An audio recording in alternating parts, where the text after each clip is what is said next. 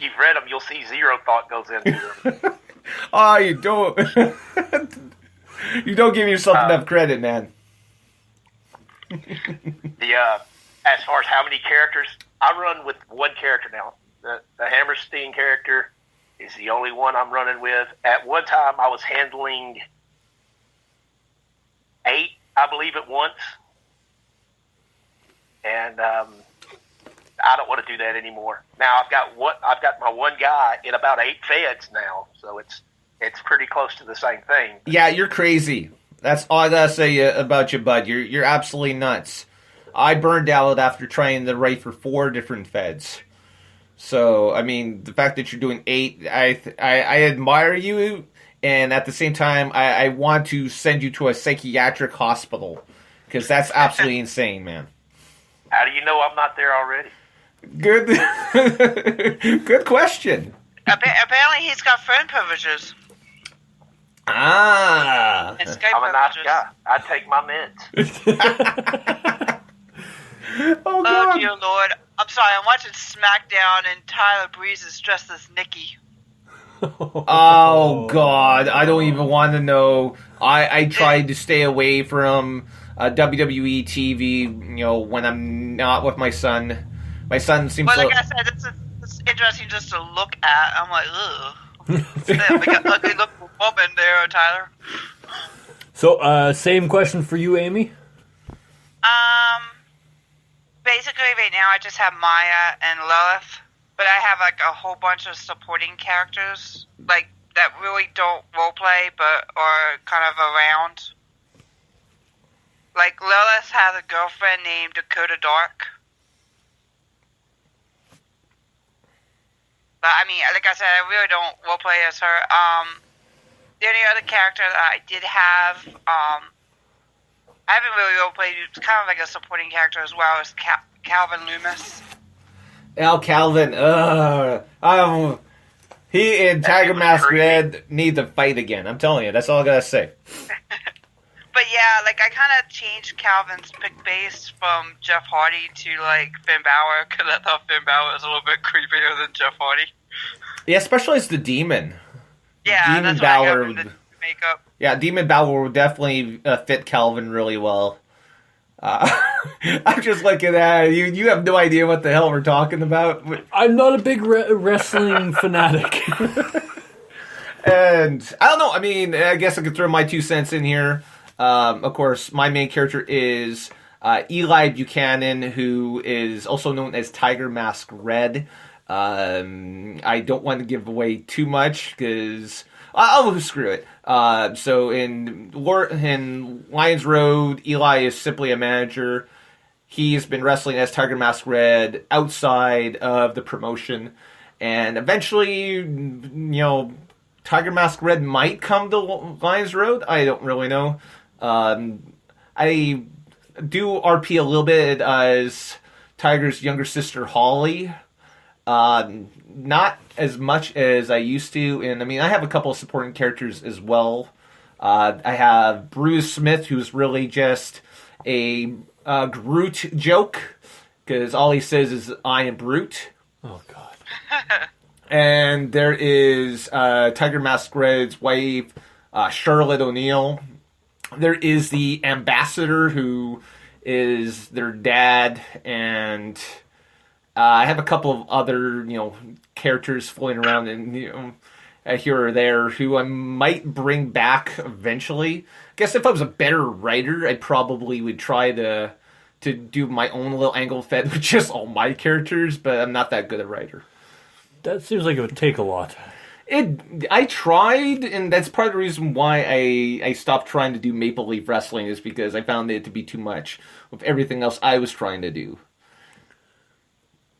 Makes sense. Now, Amy, I know, weren't you like a Fed head for a promotion there for a while? Or you were like helping write shows?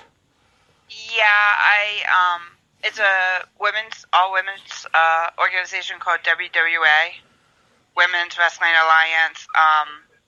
Me and a friend of mine named Danielle run it. She's been doing most of the shows lately, though, just because I've been, like, overly exhausted with work. I mean, like I said, I chase after 4 and 5-year-olds all day, so they kind of tire me out. I have a 4-year-old, and when I'm home, he tires me out, so I can't imagine trying to take care of like 20 of them. I chase forklifts all day. I chase about 15 of them around. I'm like, oh my god, it's scary. Like, just scared, stop it. But yeah, today was interesting, to say the least. Crap, I can't, this is not... This is a bit of a different show for us, particularly for you, because, I mean, I think we got you a little flabbergasted, because we're actually going into uncharted waters for you, because, I mean, here we are, we're talking the shits here, man. I mean, we're just talking, we're talking about stuff that, I mean, we've been doing for a while now, and you're like... This is seriously one of those things where you're just a complete outsider on this. I'm kind of used to it because, like, I know with you, with my Walking Dead and all that stuff, that you're a lot of an outcast on that as well. So it's kind of fair. For me, it's like I, as I said, I've always been interested in reading it and stuff like that. I've never been into writing it myself because I don't have the patience. I know I don't write that great, so I prefer to stick with what I know, which is, talking about The Walking Dead, and exactly. Game of Thrones, and Star Wars, and I don't know what else. Yeah, no, pretty much. So I'm a little out of my element, but it's bound to happen. So, well, I guess I'm going to ask you this first, Amy. What keeps you doing this? I mean, on top of, like, a job that obviously, exhausts you. Sorry, I'm getting weird messages on my phone here for some reason. But on top of, like, your day job, or, you're chasing after, 15 kids and everything. What keeps you playing this game? Basically, when I started when I was 10, I kind of stumbled onto it through the bulletin boards I was on, and I just was like, okay, this is interesting. I get to be a different person. I get to be someone totally different. It's kind of almost like, I want to say it's kind of almost like catfishing. You get to be like someone totally different, but you get to use like a pick base and stuff. I mean, you don't even have to be yourself. I just kind of reinvent. It's kind of like reinventing yourself in a type of way. Like, you get to be, like, what you can't do at work, you get to do on a computer screen.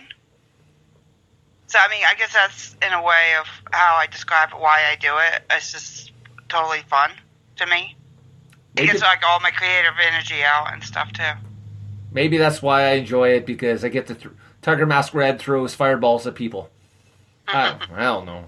Hey, I threw fireballs at people, but that was real, so... And how about you, Weem? What keeps you going in there? I have no friends. I have no life. I have nothing but free time. No, actually, I enjoy the creative writing aspect of it. It's therapeutic. It really is. After just a crap day at work, if a customer really just crawls all over my nerves, he gets a chair shot. I mean, I guess I could do it in real life, but it's probably better not to. I think that gets directly fired if you do that. It's like, oh, you gave him a chair shot, you made the list, you're fired. Oh, if that's the case, I'm on many lists. Coworkers too. I mean, coworker gives me hell. He gets a DDT on the floor. I mean, but no, it's really therapeutic. I can really work out my emotions and things not going great. That's why I handle just a dumbass like Hammerstein. I can be silly. I can be goofy. I don't have to be serious. And I can just get stupid. I definitely second that. It's pretty much the Who you same. calling stupid? Well, it's the same with us with our alternate personas. You know, the mask guy, Captain Fizz. For us, it's completely about being another person. I get to hide behind this new name and this new persona, and not so much reinvent myself as with words or things like that, but reinvent myself as my own personality and how I deal with people, and even how I react on the radio here. It's a completely different person than when I am at work. Usually at work, I'm probably swearing a lot more than I do on the air, which is really thankfully. I think we can't swear. We can, but we don't. It's it's a personal preference for us not to swear on the air. I want my son to be able to listen into the show, and I apologize for the Cape Buffalo remark earlier. Yeah, apparently I cussed right at the beginning, so I'm sorry. It's okay. I don't even remember. I'll never brought up the show again. I've been told not to swear at work, which and I know exactly what your reaction was. Is you don't want me to. I had the best reaction ever. I said yes, sir. No, sir. It wasn't a sir though. But no, I completely see where you guys are coming from. Being able to reinvent yourself as somebody else, and even for a little bit be somebody else. It is a really amazing feeling. Yeah, speak for yourself, man. The only difference between me here and me at work is the fact that I wear a mask. Yeah. Oh, okay. No, I mean, other than the fact that I can go off and I can kind of let loose and be a little bit more silly here than I can at work, I guess. But I mean, all considering, it's just. I think it's just great to be able to try to get into, someone else's head, and try to find, okay, how would they go off and they would go about this? Like right now, I'm just trying to figure out how is Eli Buchanan going to go off and cut a promo on Hammerstein for this matchup they're going to have on Thursday. And Hammerstein and him, being former friends and everything, and Hammerstein humiliating him last week. I'm sorry, I'm pulling for Hammerstein. So am I, actually, and I'm the one who's facing them. Yeah. But I'm gonna sick, and Eli Buchanan's gonna sick a 450-pound Kraken on him. So. Oh, so sumo bump. It might turn into a bit of a sumo match. No, so I love it. Like we've had all kinds of guests on this show, from Jedi to redneck hillbilly to the deep southern to the grappler. To the grappler. We've had such a wide variety of guests. It's awesome to have and basically 2 weeks in a row now where we've had the down-to-earth people who do what they love to do. Last week we had Blinking Fiend, who is a Minecraft master builder. This week we have two Efedders who, they also, put passion and what they enjoy into what they do. So it's awesome to have these type of guests come on our show. Yeah, and before we go any further, I just want to go off and say, when I first joined Strike Towers, these were the first person who messaged me after I joined Strike Towers was Weem, and I still remember that we were set to. I was set to do my debut with him. I can't remember which character it was, and we were. Kingsbury.